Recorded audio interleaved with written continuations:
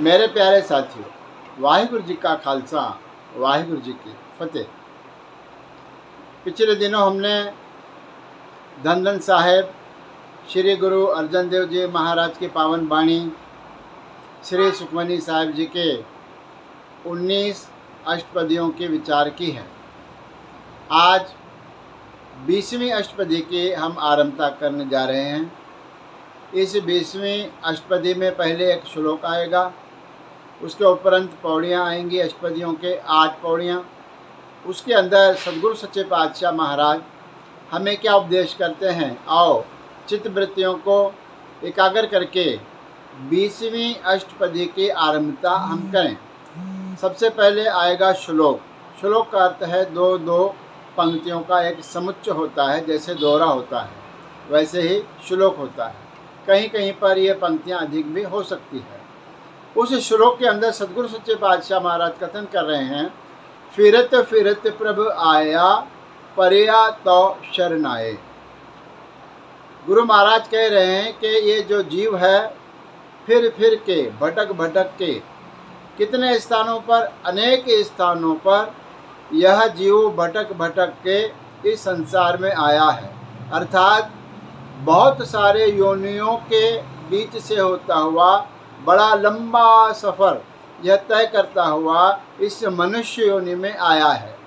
फिरत फिरत फिर फिर के भटक भटक के योनियों को भोग भोग के इस मनुष्य जन्म के योनि में यह आया है। फिर क्या कहते हैं, परिया तो शरण आए, आ करके यह जीव आपके शरण में आ गया है। हे प्रभु, हे अकाल पुरख परमात्मा, भटक भटक के जीव स्वयं पर लेकर के गुरु महाराज लोगों को उपदेश कर रहे हैं, संसार के प्राणी मात्र को उपदेश कर रहे हैं कि हम बहुत प्रकार के योनियों में भटक भटक के अलग अलग प्रकार के जन्मों को भोगते हुए मृत्यु को प्राप्त करते हुए यहाँ पर मनुष्य जन्म में हम आए हैं। और यह जीव मनुष्य जन्म में आकर के परिया तो शरणाए, हे प्रभु परमात्मा, हम आपके शरण में आए हैं। फिर कहते हैं, नानक की प्रभ बेनती अपनी भक्ति लाए। गुरु नानक देव जी महाराज के नाम की मोहर ला करके पंचम पातशाह महाराज कथन कर रहे हैं कि हे अकाल पुरख परमात्मा, मेरी यह बेनती है, हमारी यह बेनती है, जीवों की यह बेनती है, अपनी भक्ति लाए। हे परमेश्वर, तू हम सब जीवों को अपनी भक्ति में, नाम स्मरण में, नाम जाप में तू हमें लगा, यह कृपा कर।